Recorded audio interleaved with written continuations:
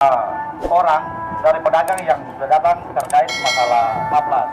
Perlu diketahui adik-adik, beta sudah sampaikan kepada ketua komisi, yaitu Abang Hasan Al-Katiri selaku pimpinan komisi 2. Beta anggota DPRD, tapi beta ini komisi 3. Bicara perdagangan itu wilayah komisi 2. Beta sendapung apa-apa di situ. Tapi hasil pertemuan katorang dari pedagang ketua komisi bahwa dalam minggu ini akan diadakan dengar pendapat dari pedagang dengan dinas perdagangan terkait hal-hal yang dimaksud.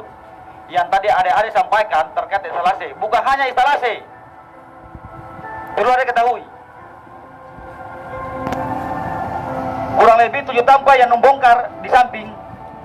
Itu juga ada surat pernyataan bahwa ketika di aspal akan dikembalikan, tapi saya yang dipenuhi. Surat pernyataan sudah ada. Itu yang kedua. Yang pertama, instalasi dan ada juga persoalan tampil yang banyak.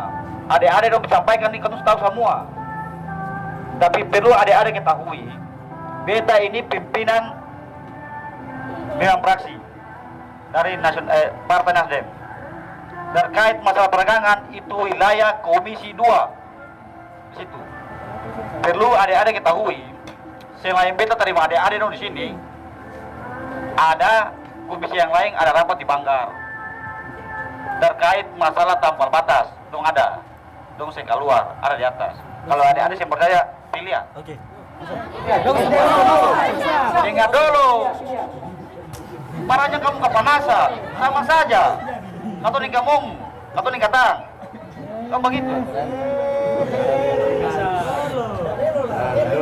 Jadi bicara pasar nih adek, bukan hanya hari ini. Ini panyaki. Virus. Bukan, mundur kawan. Kita bicara data. Ada dong hak untuk bicara kata juga sama. Para nih katong kerja apa? Paraya. Siap. Kalau kamu mau percaya syukur, saya percaya juga kembali ke masing-masing pribadi.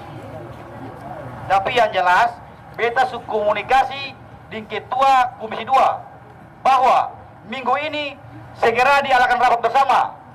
Maksudnya beta sebagai adik-adik orang, bukan hanya adik-adik yang datang, pedagang semua harus hadir. Begitu.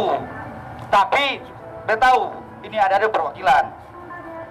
Karena lu sampaikan buat adik-adik dong punya hak lu sampaikan. Kurang lebih 12 juta. Dan dalam pembahasannya juga dikatakan bahwa itu bisa dikembalikan atau dalam catatan bisa diatasi oleh kawan-kawan atau juga menjadi tanggung jawab pemerintah daerah dalam tanda kutip dinas perdagangan. Tapi dalam hal ini Katong harus mengacu kepada hasil musrembang untuk dia punya persiapan anggaran di tahun 2023 ini. Cuma yang jadi persoalannya, kalau untuk menurut beta, yang beta lihat pada master plan dari BAP, berita acara pembayaran, pada hasil kontraktor itu di situ dituliskan bahwasannya instalasi itu sudah dikelola oleh kontraktor kemarin gitu. Dan itu menjadi tanggung jawab kontraktor dan bukan bagian daripada dinas perdagangan. Artinya ketika sudah habis pembahasan tentang laporan pembayaran itu, maka selesainya kontrak itu sudah bisa beroperasi. Tapi kalau sampai sekarang belum dengan alasan itu, berarti Pemda sengaja atau dalam hal ini dinas perdagangan sengaja menunda-nunda gitu. Karena ini kontraktor bilang selesai, proyek selesai gitu. Tapi yang di lapangan instalasi belum selesai, masalah pintu jendela belum selesai, masalah dia punya tiris-tiris plafon juga belum selesai. Katong bingung Pak, kira-kira ini bagaimana? Nah, terkait dengan masalah itu juga, kehadiran Katong di sini hanya beberapa pedagang. Saya tegaskan kembali, hanya beberapa pedagang. Itu berangkat daripada wacana yang beredar di dalam pasar. Siapapun pedagang yang mengikuti aksi ini, maka tidak akan diperbolehkan untuk mendapatkan tempat di dalam apa selamanya gitu. Yang kedua, belum sampai kepada wacana yang pedagang ikut aksi, tapi sebelumnya juga sudah ada wacana bahwasannya siapapun pedagang yang tidak dalam hal ini melunasi pajak. Yang Katong pertanyakan ini gini Pak, pajak ini selama masa rehab itukah yang diminta-minta terus hingga denda 50% tidak sesuai dengan Perda nomor 28 tahun 2012, atau pajak yang mana hingga dendanya bisa sampai 50% itu Pak. Bahkan satu orang bisa bayar hingga 10 juta hingga 1 juta lebih gitu Pak.